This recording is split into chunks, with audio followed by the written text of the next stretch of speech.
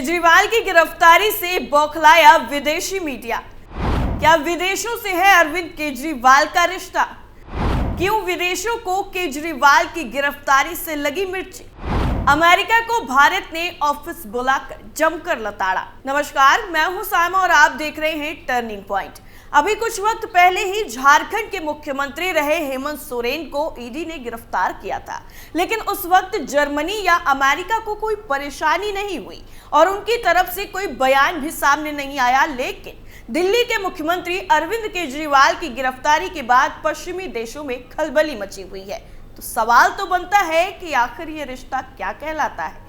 अरविंद केजरीवाल जैसे ही गिरफ्तार हुए, जर्मनी तुरंत केजरीवाल के समर्थन में उतर आया और निष्पक्ष जांच की मांग कर दी। उसके बाद अमेरिका ने भी अरविंद केजरीवाल के समर्थन में बयान दे डाला। वहीं डीप स्टेट के एजेंडे को चलाने वाले मीडिया संगठन Washington Post, New York Times, BBC, Al Jazeera धड़ाधड़ केजरीवाल पर खबर छापने लग गए। अब सवाल ये उठता है कि केजरीवाल को लेकर विदेशी मीडिया इतना हाइप क्यों क्रिएट कर रहा है? केवल केजरीवाल की गिरफ्तारी को विदेशी मीडिया में क्यों उठाया गया?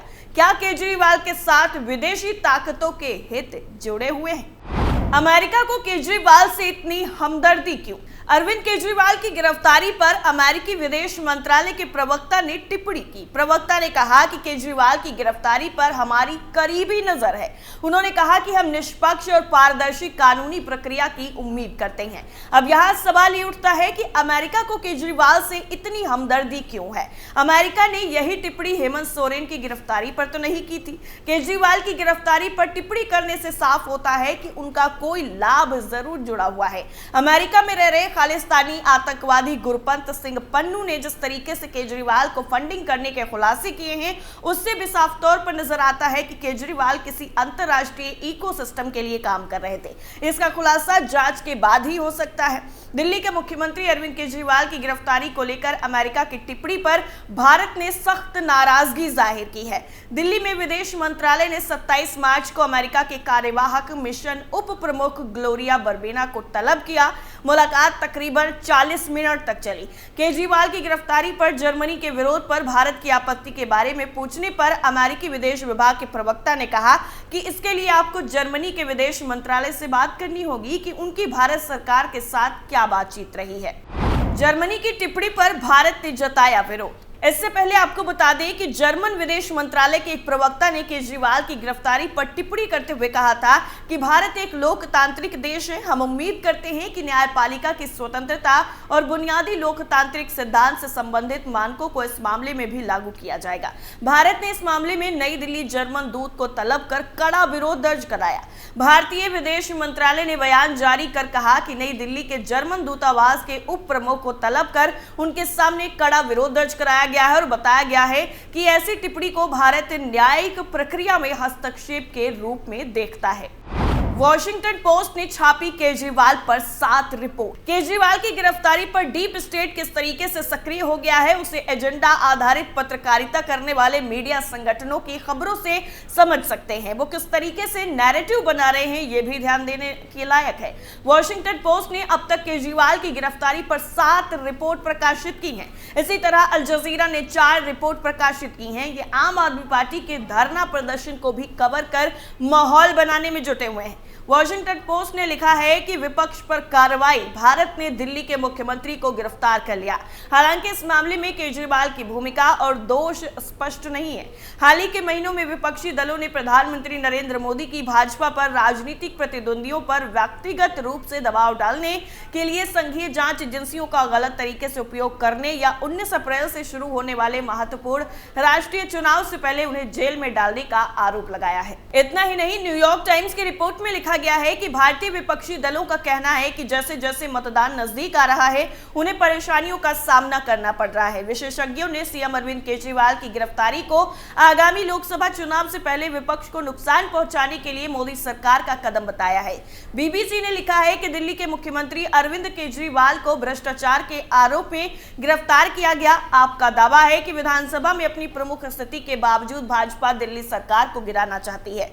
बीजेपी केंद्रीय एजेंसियों के जरिए विपक्षी नेताओं को निशाना बना रही है। वहीं अल जजीरा की रिपोर्ट में लिखा गया है कि मृत लोकतंत्र, क्या अरविंद केजरीवाल की गिरफ्तारी से भारत का विपक्ष एकजुट होगा? इस गिरफ्तारी ने भारत की राजधानी को एक अभूतपूर्व संवैधानिक संकट में डाल दिया है और यह पहली बार है कि किसी सेवारत मुख्यमंत्री को गिरफ्तार किया गया है। केजरीवाल की गिरफ्तारी के बाद एक तरफ अमेरिका में रह रहे खालिस्तानी आतंकवादी गुरपंत पन्नू ने फंडिंग लेने का बड़ा खुलासा किया, तो वहीं केजरीवाल के अमेरिकी लॉबी और खालिस्तानियों से संबंध कोई नया नहीं है। 2014 में जब वो सत्ता में नहीं थे तब उन्होंने अमेरिका का दौरा किया था और कई मीटिंग में हिस्सा भी लिया था। इस पर एक अगर नजर डालते हैं तो क्या कुछ निकलता है, चलिए वो भी देख लीजिए। दरअसल खालिस्तानी आतंकवादी गुरपंत पन्नू ने एक वीडियो में कहा है कि अरविंद केजरीवाल खुद को ईमानदार हिंदू कहते हैं, लेकिन वो बेईमान हिंदू हैं।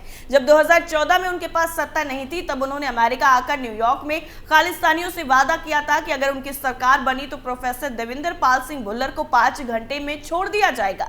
पन्नू ने केजरीवाल पर वादा खिलाफी का गंभीर आरोप लगाया। पन्नू ने कहा कि भुल्लर को तो नहीं छोड़ा गया, लेकिन खालिस्तानियों की बात करने वालों को पंजाब में भगवंत मान की सरकार रोक रही है। पन्नू ने साथ ही आरोप लगाया कि भगवंत मान और केजरीवाल ने आम आदमी पार्टी के लिए खालिस्तानियों से मोटी रकम ली है।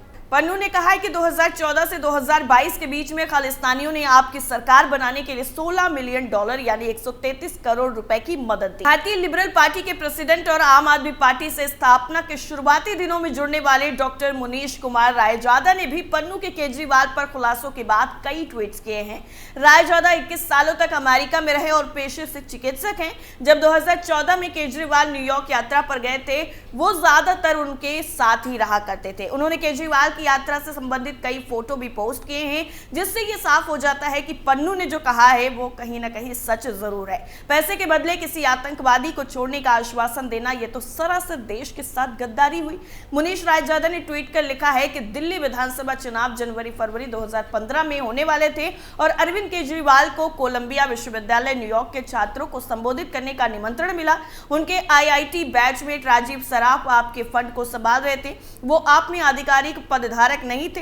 पंकज गुप्ता राष्ट्रीय सचिव थे और संजू भैया राष्ट्रीय कोषाध्यक्ष थे और अरविंद 4 दिसंबर 2014 के आसपास दुबई के लिए रवाना हो गए। पूरे यात्रा कार्यक्रम की योजना राजीव सराफ और दुबई में मौजूद सुब्रतो शाह, जो अरविंद केजरीवाल के एक IIT के मित्र हैं, उनकी तरफ से बनाई जा रही थी। दुबई में सुब्रतो शाह ने उनके ठहरने और कार्यक्रम की सुविधा भी प्रदान की।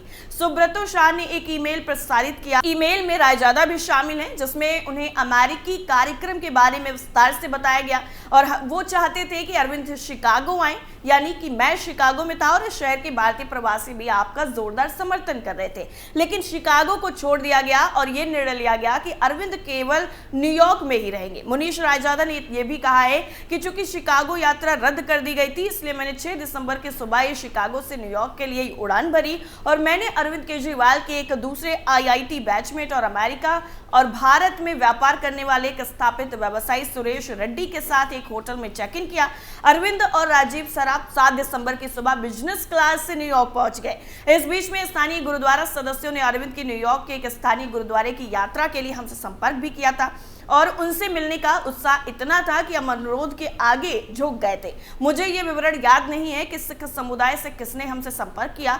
7 दिसंबर 2014 की सुबह अरविंद केजरीवाल और राजीव सराफ NY हवाई अड्डे पर पहुंच गए और मैं, सुरेश रेड्डी और सोमू कुमार हवाई अड्डे पर उनका स्वागत करते रहे। वहां से हम सीधे रिचमंड हिल गुरुद्वारा तक जाते हैं, जो लगभग 8 से 10 मील दूर था।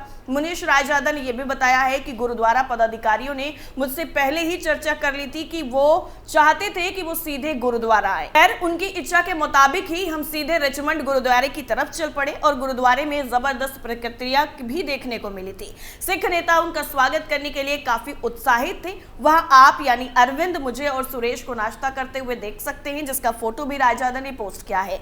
मुनीश रायजादा ने कहा है कि सार्वजनिक बैठक के बाद कुछ सिख नेताओं की एक बंद कमरे में बैठक हुई, जिसमें मैं भागीदार नहीं था। इसके बाद हम मैनहट्टन शहर के एक कन्वेंशन सेंटर के लिए रवाना हुए, जहां भारतीय भीड़ अरविंद को सुनने के लिए इंतजार कर रही थी। मुनीश रायजादा ने आगे लिखा है कि कोलंबिया विश्वविद्यालय के कार्यक्रम के बाद हम अरविंद को होटल के उस कमरे में ले गए जहां सुरेश रेड्डी और मैं ठहरे हुए थे। वहां से हम फंड रेजर डिनर के आयोजन स्थल के लिए रवाना हुए, जो मैनहट्टन शहर से सिर्फ 5 से 7 मिनट की ड्राइव पर था। रात में भोज में अच्छी संख्या में लोग शामिल हुए। और मुनीश रायजादा ने इसके बाद जो लिखा है वो काफी ज्यादा गौर करने वाला है। उन्होंने कहा है कि अरविंद, राजीव सराफ और मैं सुरेश होटल में लौट आए और कमरे में अरविंद ने मुझसे कहा कि वो एक और बैठक में जाएंगे, लेकिन उस वक्त बैठक का हिस्सा नहीं थे, जिसमें 3-4 जो लोग हैं वो एक ऐसी जगह पर गए जहां पर किसी के नहीं पता था इस बारे में। लेकिन जिस तरीके से अब अरविंद केजरीवाल की गिरफ्तारी के बाद इस मामले में लगातार अंतर्राष्ट्रीय हस्तक्षेप हो रहा है, ऐसे में आम आदमी पार्टी के अंतर्राष्ट्रीय जो रिश्ते हैं और फंडिंग नेटवर्क की जांच भी होनी चाहिए, इसकी मांग भी उठ रही है। केजरीवाल के एनजीओ को फॉरेन फंड मिलता रहा है। फोर्ड फाउंडेशन की सालाना रिपोर्ट जो सामने आई है उसमें साफ तौर पर यह बताया गया है एनजीओ संपूर्ण परिवर्तन को एक ही साल में $80,000 यानी अब के हिसाब से 66 लाख रुपए मिले। लेकिन अब देखना ये काफी ज्यादा इंटरेस्टिंग होगा कि अगर इस मामले में जांच होती है तो क्या कुछ कनेक्शन निकलकर अरविंद केजरीवाल का सामने आता है विदेशों के साथ। इस पूरी रिपोर्ट को लेकर आपका क्या मानना है हमें कमेंट करके जरूर बताइएगा। फिलहाल के लिए इतना ही, बाकी खबरों के लिए आप जुड़े रहिए कैपिटल टीवी के साथ। नमस्कार।